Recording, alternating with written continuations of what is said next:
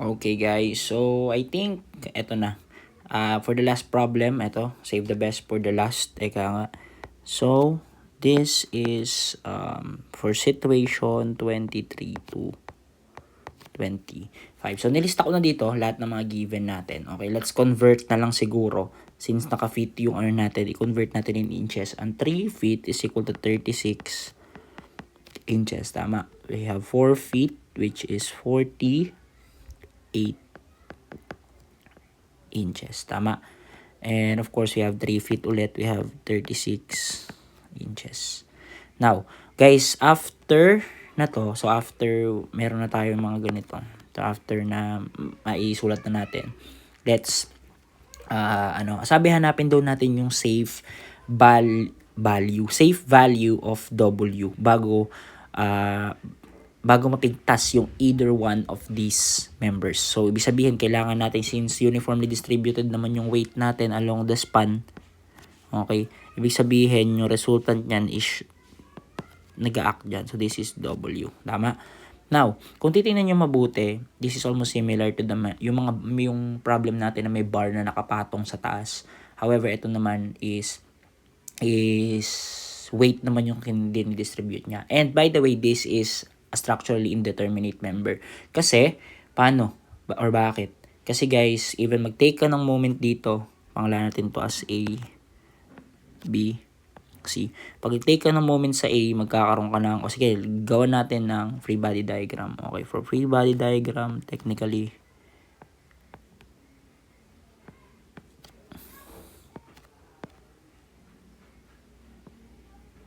tama. So, this is your weight. This is your P ng steel. This is another P steel. And P. So, technically guys, dalawa yung magiging natin dito. Okay, or wala talaga tayong at all kasi wala tayong W. Tama. Ibig sabihin, this will be, hindi to masosolve using the equations of equilibrium. So, if that's the case guys, ayun. Okay, we have to extract two equations from what? From free body diagram or the three equations of equilibrium and of course the deformation. Nagkakaintindihan? And ayun, sabi dyan, if meron pa pala tayong given dyan, if yung stress daw, okay, if the stress is for bronze bar, ang stress natin for bronze bar is simply equal to 1.5 PSI, and also we have the stress for steel naman, we have 3 PSI. Bakit? Kasi guys, this problem guys, kung mapapansin nyo, iisa lang yung system mo. Meaning kapag iisa yung system mo, 'di ba, kailangan diyan is teamwork. Sabi pagka teamwork, ako yung mag-a-adjust sa kung ano lang yung kaya mong bitbitin. Okay, 'di ba? Ang ganda pakinggan kasi guys, nag-work sila as a team, as a group. So hindi pwedeng mag-fail yung isa na nagwi-withstand pa rin yung isa. So ibig sabihin kailangan mag-adjust nung mas malakas doon sa mga mas mahihinang member. Okay, if that's the case, kailangan ma-satisfy natin yung ating ground conditions. Now guys, siguro move ko muna to. Okay, so ano yung magiging assumption nyo dito? Ang assumption natin dito technically guys, magdi-displace syempre. Yan. But in equal manner, tama? Bakit? Kasi nga, yun yung inaano natin. Okay, ibig sabihin yung W natin dito, yun yung anticipate natin, nabababayan na walang nagfe-fail. Okay, since same naman as steel, same ng cross section yung both left and right, eto, saka eto, technically guys, same lang naman yan magiging deformation. At eto naman, i-withstand niya lang din yung deformation do sa may center part. Okay, kaya bababa lang din siya. At saka bago mag-fail yung mga yan, magpapantay-pantay muna sila. Okay, pantay-pantay pa yung magiging deformation nila while the load W is ini-apply. So, ibig sabihin yung load W mo is bababa dito. Meaning guys, if that's the case, pwede ba nating sabihin, okay, di ba ito yun? Bababa ka papunta dito. Let's say yung green, okay? Bababa ka papunta dyan. Kung ganun pala, ibig sabihin that yung deformation ng steel mo, okay, is simply equal to the deformation of the bronze. Okay, ba't ganyan? Ba't ganyan yung ginawa ko? Okay. So, ibig sabihin lang nun, yung deformation ng steel rods mo saka ng bronze rod mo is equal lang kasi bababa lang yung beam W mo. Okay? Now, ano daw yung safe value ng W? Pag sinabi natin safe value, yung safe value na W na yun, that should be the highest value of force na pwede mong i-apply para hindi mag-fail yung structure or yung system mo as 1. Okay? So, ayun, 'di ba sabi natin since this is structurally indeterminate, technically guys, solve tayo using the three equations or three equations of equilibrium. So, pwede natin siguro ditong simulan for summation vertical is equal to 0. Okay? Which is upward positive. If that's the case guys, eto para lang ma-consider natin. Okay, kasi bakit tatanungin, sir, bakit hindi po dalawa yung steel dito? Pagka guys, kinonsider nyo na, tignan nyo yung mabuti, wag magiging redundant, wag nyo uulitin. Kasi, yung 2 steel dito is equal to 2 bronze, tama naman yan. Pero kung from FBD, kasi dalawa nga yan, di ba? O sige, lagyan natin from free body diagram or for 3 equations of equilibrium, if dito mo kinonsider yung number ng forces na equal or same, okay, wag mo na siyang uulitin doon sa may deformation. Since dito natin siya i-consider na dalawa, therefore 0 is simply equal to 2 PS, tama ba? Plus PB minus W. Or simply, we have 2 PS plus PB equal to W. So this will be our equation 1. Okay, that will be for our equation 1. Ngayon, since okay na tayo sa 3 equations of equilibrium, di ba ang sabi natin, pagkayari na, di ba, pagka structurally indeterminate, gagamit ka ng 3 equations of equilibrium sa kanang deformation, tama?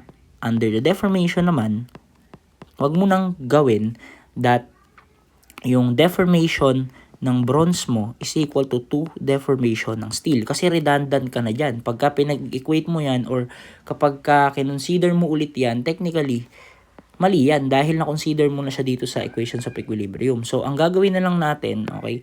Ang gagawin na lang natin is i-consider na lang natin to as steel, okay? If that's the case, kung titingnan nyo mabuti, okay? Titingnan nyo mabuti, therefore, the deformation, okay, ng bronze is simply equal to PB. Tama ba? PB. We have LB. Simply equal to the area ng B or area ng bronze, E ng bronze, which is also equal to the to the PS or the force ng steel. We have length ng steel over the area ng steel, E ng steel. So titingnan natin mabuti, given ba yung length ng steel, given yung length ng bronze, given yung area ng bronze, tama ba? O given yung area ng bronze, given yung E ng bronze, given yung E ng steel, given yung A ng steel. Ang nawawala lang sa atin is the force S, okay? But guys, always remember na meron tayong kailangan or meron tayong ground conditions na kailangang may ground conditions tayo na kailangang ma-satisfy. Nagkakaintindihan? So, ibig sabihin, makinig mabuti.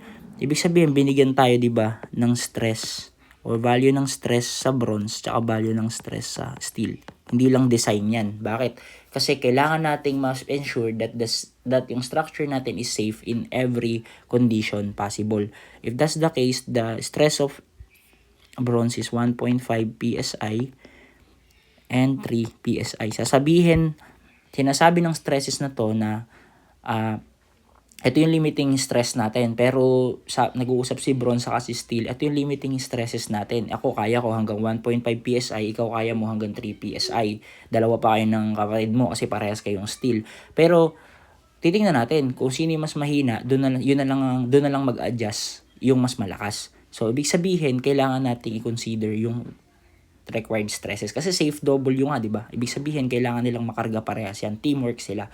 So, if that's the case, pwede ko bang sabihin, paano natin maire-relate ngayon dyan yan? Maire-relate mo yan, hindi ba? This is also equal to what? The P over A, this is also equal to stress ng bronze.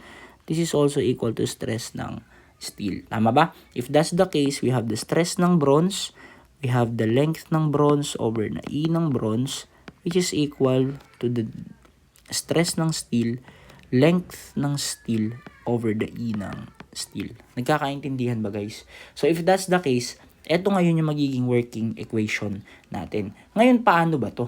Sir, paano po ba to? Di ba teamwork nga sila? Meaning, kung sino yung mas malakas, yun yung mag-a-adjust doon sa mas mahina. Ibig sabihin, dalawa, magkakaroon tayo dito ng checking. Okay, check muna natin. Okay? Okay, i-check muna natin. Ano yung magiging, tandaan nyo, this is yung this is the limiting conditions. Okay, limiting conditions. Okay, that's the limiting conditions. Ngayon, syempre, i-check natin. Siguro, i-check natin, ano ba, i-check muna natin yung value ni, yung value ni steel. Okay, so that's stress, sorry. Hindi yan, hindi yan deformation. So, that's stress. Ano yung value ni steel? Okay, if i-assume natin na si bronze ay 1.5 PSI. Meaning, titingnan natin kung i-apply ba natin, kung ang i-consider ba natin is the stress ni bronze, kaya pa ba ni steel? Ibig sabihin, sasagad natin yung lakas hanggang 1.5 PSI kay bronze. Ibig sabihin, may makukuha tayo dyang stress ni steel. Ngayon, kakayanin ba ni steel given na limited lang yung stress niya into 3 PSI? Let's check. So, ibig sabihin, makinig ko buti. Ibig sabihin, you have 1.5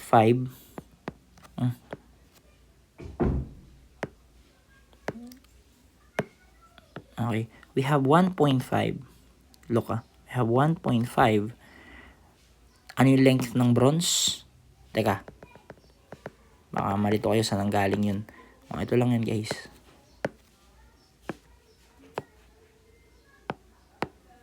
Okay. Okay, ayun yung formula natin. Tama. Now,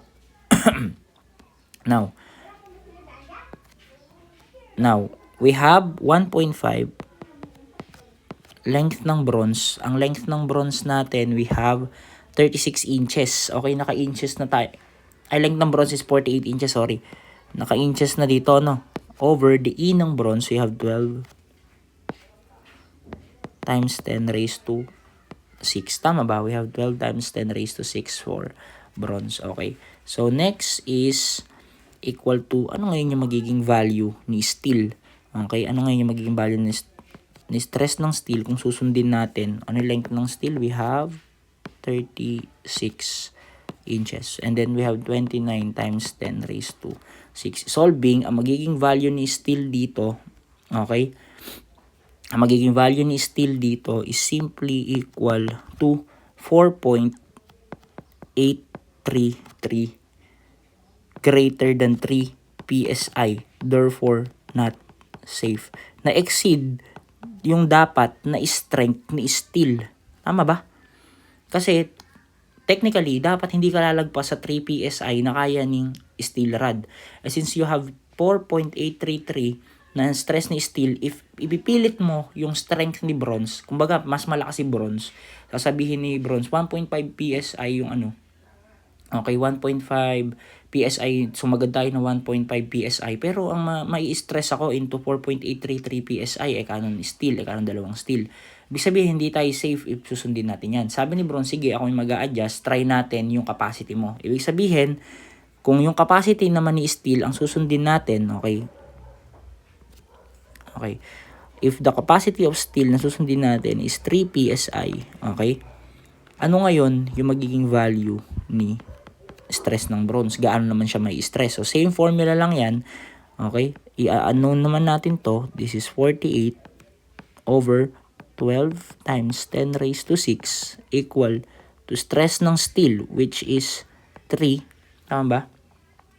Multiplied by 36 over the 29 times 10 raised to 6. So, ano ngayon yung makukuha natin dito? The stress ng bronze is simply equal to, okay, 48, 12 times 10 raised to 6, 3, 36, 29 times 10 raised to, 9. Okay, ang makukuha natin dito is simply equal to 0.931 PSI less than 1.5. Therefore, safe. Okay? So, ibig sabihin, ang conclusion natin dito, ang conclusion natin, based on our assumption, na kailangan natin gamitin in order for our structure to remain safe is 3 PSI, yung stress for, ano tawag dito? Yung stress for our, steel, and what? And we have the stress ng bronze na 0.931 PSI. So, ito dapat yung magiging ground conditions natin. Hanggang dyan lang sila mag-meet. Yan dyan sila nag-meet. Ibig sabihin, pre, hanggang ano lang tayo Sabi ni Bron, sige, hanggang 0.931 PSI lang ikakarga ko para hindi kayo mahirapan ng kapatid mo. Kasi hanggang 3 PSI lang kayo. Okay? Ibig sabihin, si Bronze yung nag-adjust para dun sa may dalawang steel rod. Kasi kung susundin ni Bronze yung 1.5 PSI niya, nakita nyo, mag-i-exceed ngayon yung stress na may experience ng steel. Sasabog ngayon yung system, may iwan si Bronze. So, ibig sabihin, hindi yung teamwork, selfishness yun, okay? So, ibig sabihin, ayan ngayon, yung magiging values nung ating, ito ngayon yung magiging values ng ating, ito ngayon yung magiging values nung limiting stresses natin. Hanggang dyan lang sila magiging safe as a whole. Laging tatandaan nyo, pag iisa yung system, dapat makonsider lahat nung, okay, if that's the case, ko lang yan, lipat ko lang yan, lagay ko dito. Okay? Lagay ko dyan. Okay. So, wait lang.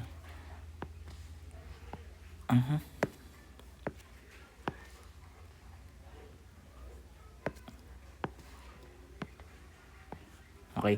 Now, ito na ngayon yung limiting conditions natin. Okay? Now, ang tinatanong natin, sige, unahin natin yung what will be the safe load at bronze bar? Okay? O, ibig sabihin, what will be the safe load ng bronze bar? So, ibig sabihin, okay, titingnan nyo mabuti ang safe load ng bronze bar natin is simply 0.931 is equal to P over the area. O P ng bronze over the area. Ang area ng bronze is 1.5. Tama? Ayun nakalagay doon. Wait lang. Ito. Nakalagay doon na 1.5 inches square ang area. Tama? So, ang PB natin is simply equal to what? 1.5 times 0.931 lang yan. So, we have 1.3965. So, we have 1.396 pounds. So, ito na ngayon yung magiging solution natin for that. So, we have 1.3965 pounds for bronze. Now, this is for bronze. Okay, ayun, nasagot na natin una. Now, for steel.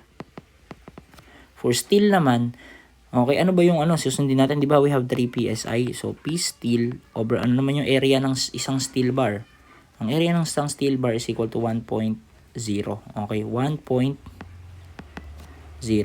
So, ibig sabihin, yung P steel bar natin is simply equal to 3.0 pounds lang. If that's the case, eto ngayon yung sagot natin, 3.0 pounds. Okay?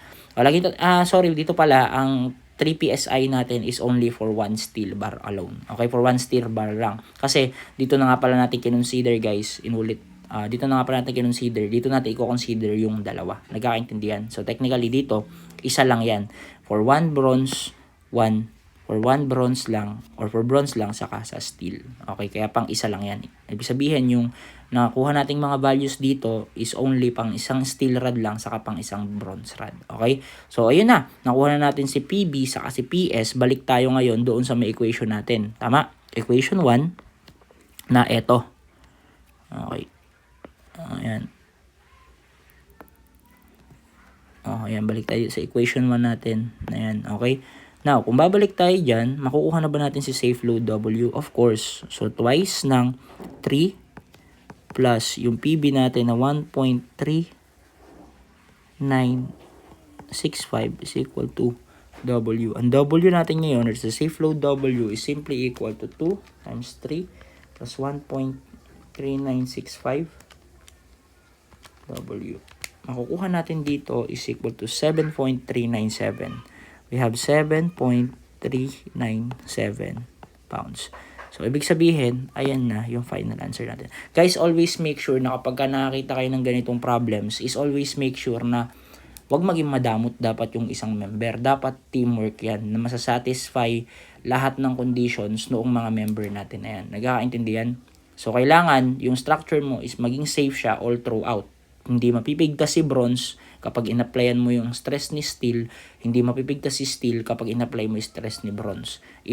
On the other way, okay, dapat safe sila on both conditions. Ma-reach man ni bronze yung maximum niya, okay, or ma-reach man ni steel yung maximum niya, at least hindi pa rin sila bibigay alongside with the bronze. So I hope that's clear, and this will be the last problem, and so this is yan. So ayun guys, please watch this video, okay, on both sections na hawak namin ni Sir RK. I encourage everyone to watch this video para mag-review nyo na rin siya. Kasi yun nga, natenga tayo ng medyo mas matagal. So, since naka-bakasyon tayo. So, even me, even ako, na-feel ko din na parang medyo rumupok ako ng konti. Parang medyo naging rusty ng konti, okay? But, ayun, I did my best. Nirecall ko lahat ito ulit. So, yun. I hope malaki maging tulong na to for your P1 examinations. Tinake lang din natin yung advantage na meron kaming time both ni Sir Kenneth to share our knowledge with you guys. So, ayun. I hope na panoorin nyo siya. And good luck on your P1 examinations. Alam ko, naniniwala ako na makakasagot kayo lahat. Good luck everyone. And ayun, since today is December 30 pa rin, happy holidays pa rin. Okay? So, yun.